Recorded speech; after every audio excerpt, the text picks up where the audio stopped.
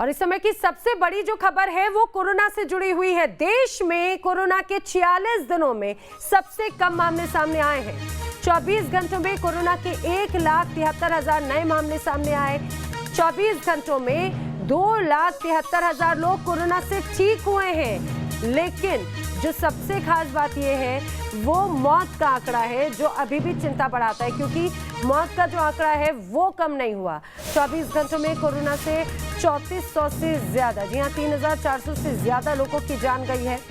वहीं महाराष्ट्र में, जहां पे सबसे ज्यादा मामले सामने आते थे, 24 घंटों में कोरोना के 20,740 नए केस सामने आए हैं। दिल्ली में आंकड़ा 1141 का है।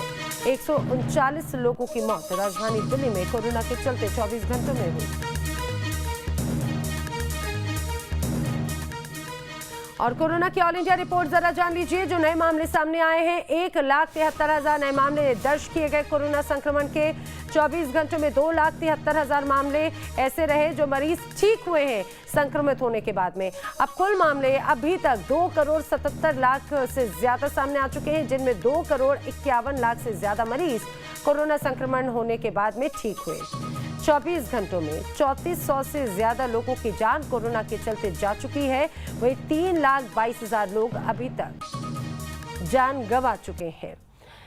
अब एक्टिव केसेस 22,14,000 भारत में इस समय एक्टिव केसेस है।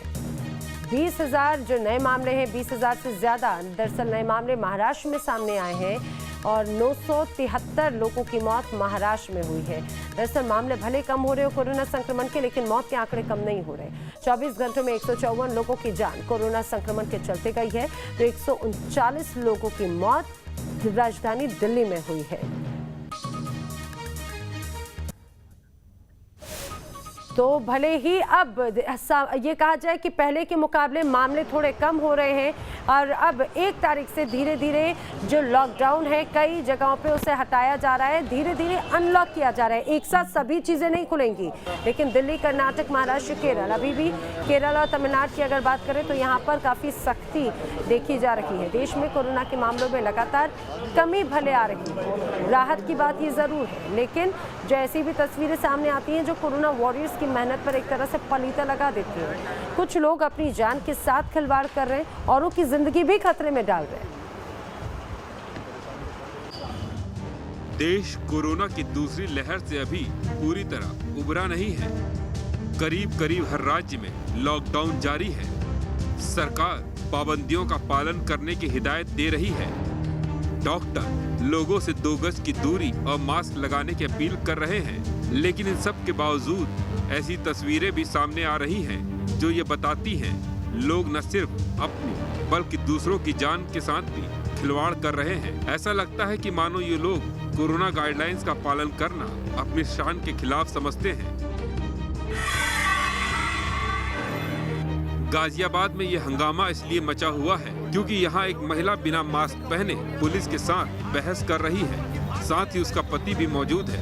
ये दोनों स्कूटी पर बिना हेलमेट जा रहे थे। पुलिस ने रोका तो उनसे ही उलझ पड़े। हंगामे का वीडियो वायरल हो रहा है।